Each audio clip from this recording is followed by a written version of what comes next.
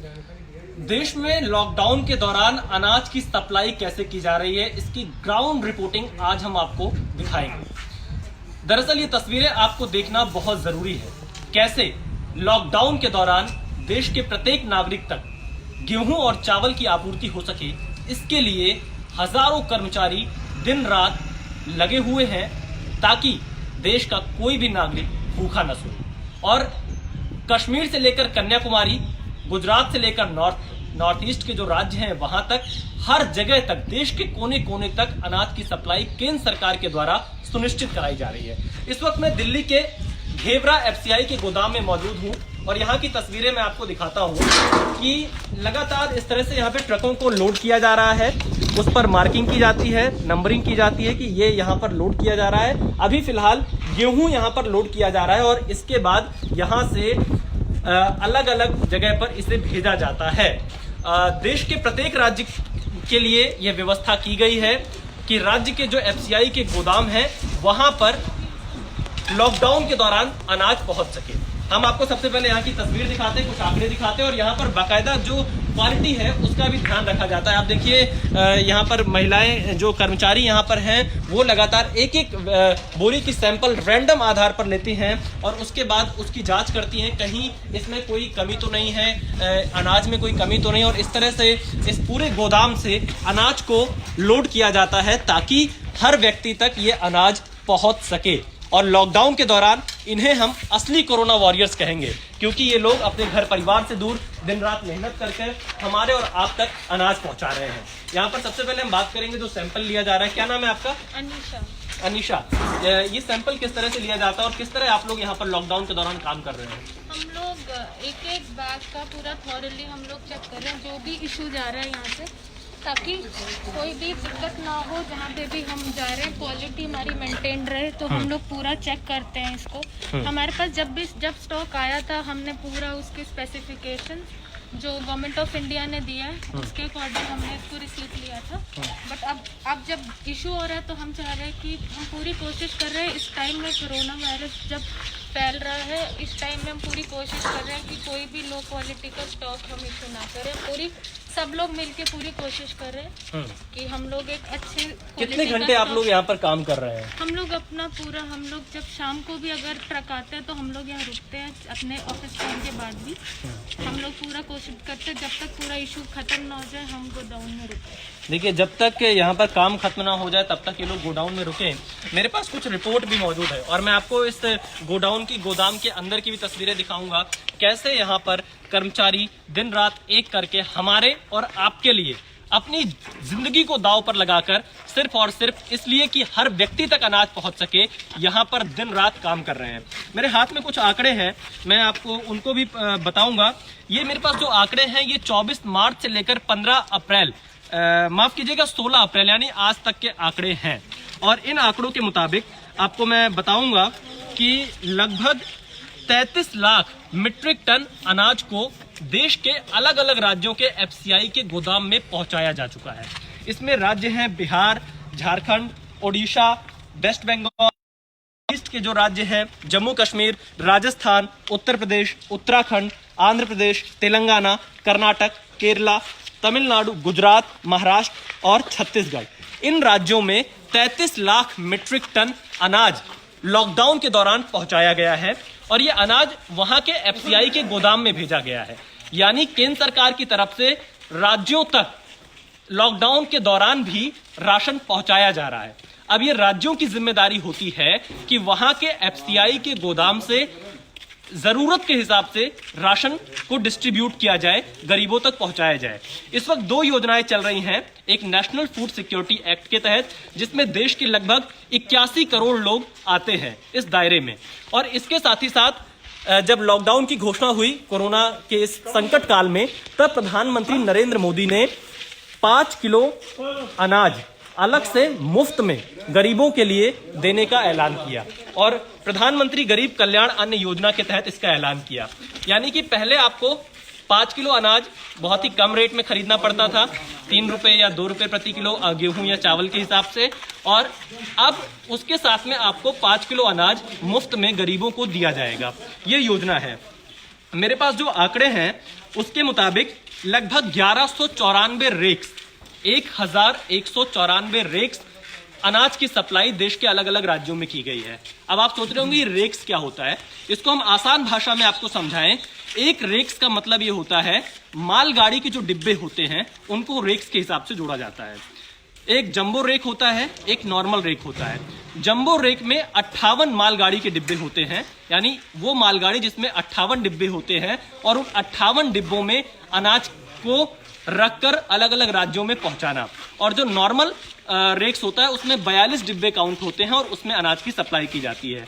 58 डिब्बों वाले जो मालगाड़ी होती है उसमें लगभग 3500 मीट्रिक टन अनाज की सप्लाई एक बार में की जाती है, यानी लगभग 70,000 बोरियां, और एक बोरी में 50 किलो चावल या 50 किलो गेहूं होता है।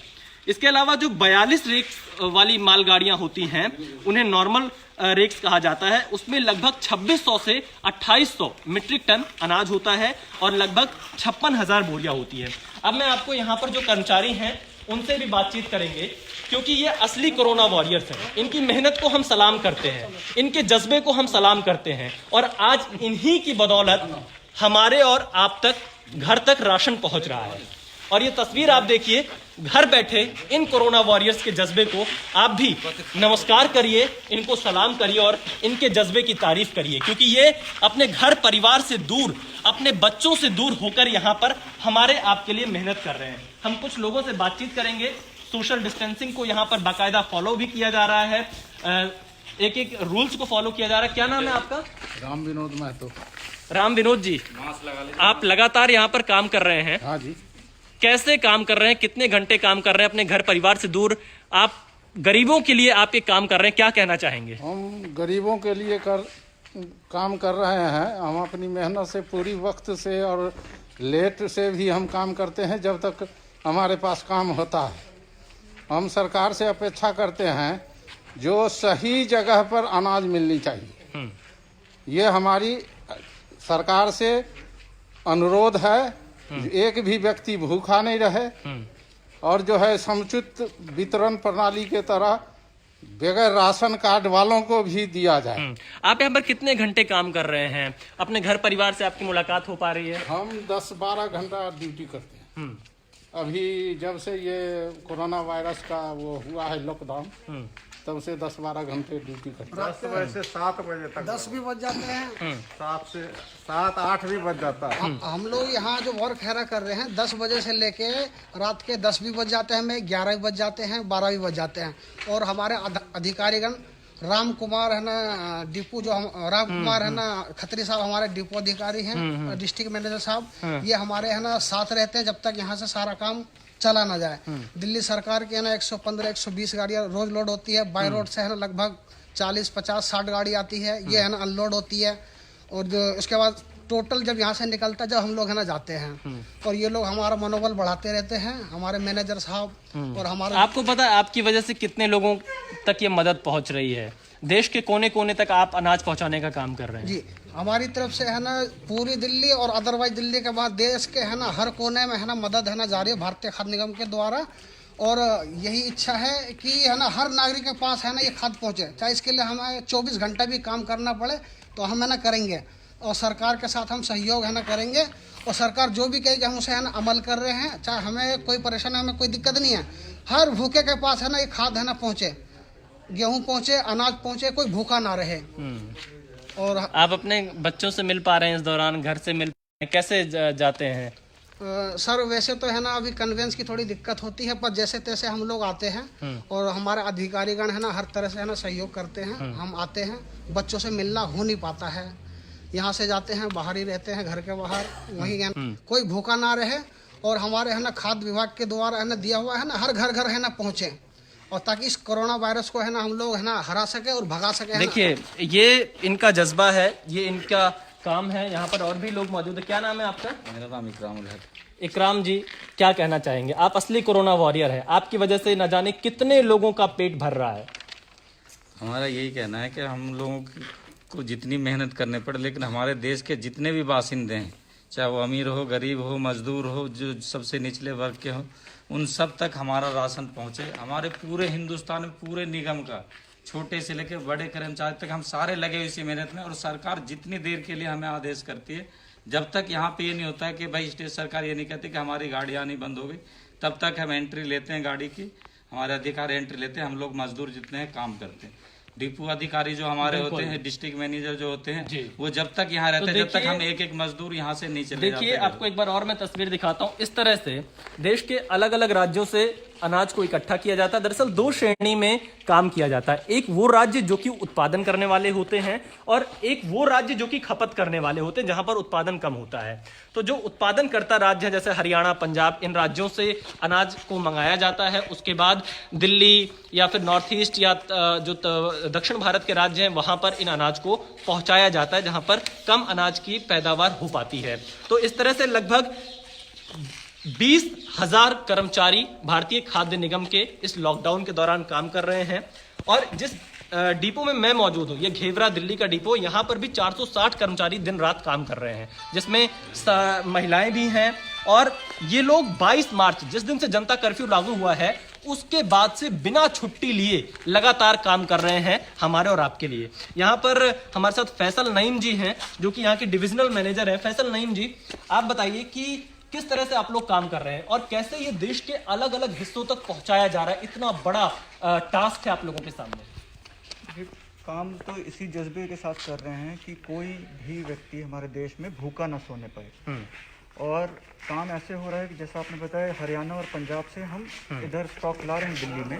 और दिल्ली के अलग अलग स्कीम्स के अंदर जो कि NFSA या प्रधानमंत्री गरीब कल्याण अन्न योजना, जिसके तहत अभी लिफ्टिंग बहुत जल्द शुरू होगी, उसके अंदर हम डिस्ट्रीब्यूट कर रहे हैं। इसी तरह देश में FCI जो है हमारे जो सरप्लस स्टेट हैं जो वहाँ से मूव कर रहा है स्टॉक डेफिसिट स्टेट में। तो अराउंड 1300 रेक आज में मूव हो चुके हैं और जिसमें से 1100-1200 रेक अनलोड हो चुके हैं। तो ये ड्यूरिंग लॉकडाउन का केवल डेटा है, जिसमें around 37 lakh metric ton stock move किया जा चुका है। तो इस तरह से FCI from bottom to top एक एक आदमी एंगेज्ड है और हर आदमी अपनी ड्यूटी पूरी उत्साह से, पूरी तत्परता से, पूरी लगन से देश की सेवा में कर रहे हैं। तो देखिए, देश की सेवा में ये लोग भी लगे हुए हैं और हम इन्हें एक बार फिर से सैल्यूट करते हैं। इन्हीं की वजह से आज गरीबों तक राशन पहुंच रहा है। लेकिन हम उन राज्य सरकारों से भी अपील करेंगे कि इनकी मेहनत का सही से प्रयोग किया जाए।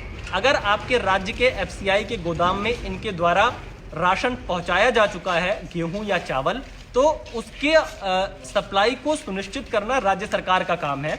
उसको डिस्ट्रीब्यूट करना जिला के जो प्रशासनिक अधिकारी हैं उनका काम है। तो उनको जितना जल्दी करेंगे उतना गरीब लोगों को मदद मिल सकेगी, क्योंकि केंद्र सरकार की तरफ से, भारतीय खाद्य निगम की तरफ से अनाज की सप्लाई आप ये कह सकते हैं कि दिन रात की जा रही है, ताकि लोगों तक, राज्य सरकारों तक अनाज की कोई कमी ना आ पाए।